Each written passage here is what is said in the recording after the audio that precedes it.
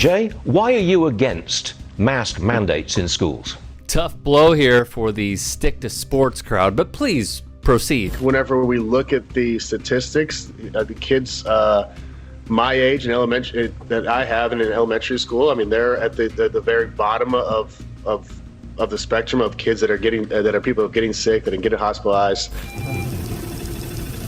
Aurora Cannon is 3 and battling COVID inside an Oklahoma hospital. Estefany Lopez's 11-month-old daughter in Texas had to be airlifted to find to bed, 241 kilometers away. It was just very, very overwhelming, heartbreaking. First of all, we're sort of doing more stuff and having more contacts, and that includes kids. Unfortunately, kids under the age of 12 can't be vaccinated yet. And that means that they are more likely to get sick. We're seeing larger numbers of infections in children, and those larger numbers of infections mean that a greater number of individuals are going to be hospitalized. But yes, let's hear from this guy instead. If you think about it, these kids are in a school for 8 hours. They're taking masks on and off. That air is getting circulated. I mean, it just is. It's just a matter of time. This wise one thinks masks are useless. Nearly 204,000 new cases reported last week among children.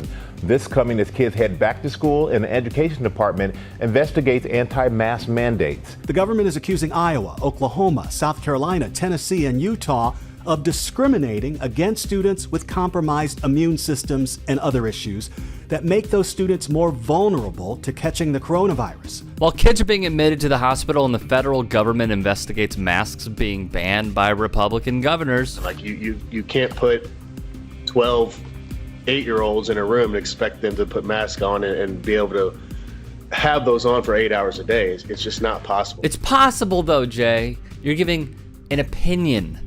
This is the core issue. In Cutler's very state, this is the crowd he associates with. They threaten leading doctors in their field who are simply trying to protect their kids. We're not giving the kids a chance to learn and do what they need to do best in a school setting right now. This is a lie, a flat out lie. But hey, what do you expect from an underachieving quarterback whose posts were flagged on Instagram for peddling in misinformation? For those people, there are students and alums and other fans that gathered in stadiums across the country to just celebrate, in a sense, being together. Watch how many buzzwords Jason Whitlock drops to pander and politicize football. For me, Lauren, I played college football. I'm a huge college football fan. What we saw this weekend was heartening and gave me hope. The American people are starting to wake up. They're tired of being trapped in this game of fear and control that's being played by Fauci and a lot of politicians on the left. Ah, yes, Jason, let's blame Dr. Anthony Fauci. Something MAGA did during an insurrectionist rally. He blames politicians on the left, then speaks of fear and control. My guy, the men you support just did this in Texas, but alas, crickets. And the American people are starting to wise up that they're smarter and wiser than corporate media.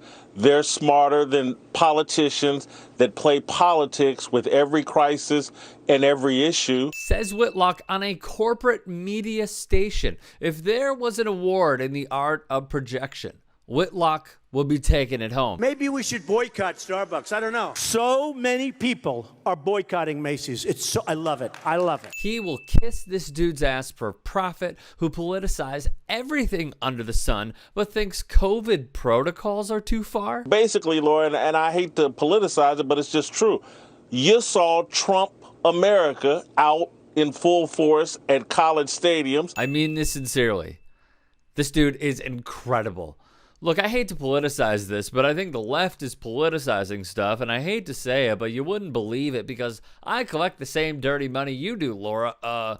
Football, beer, Trump, America, Trump, tradition, red, white, blue, Trump, beer, Trump. So basically what Whitlock is doing is the same shtick that alt-right so-called wonderkin Ben Shabibo does. They create a straw man argument, attach everything to it, and attack it.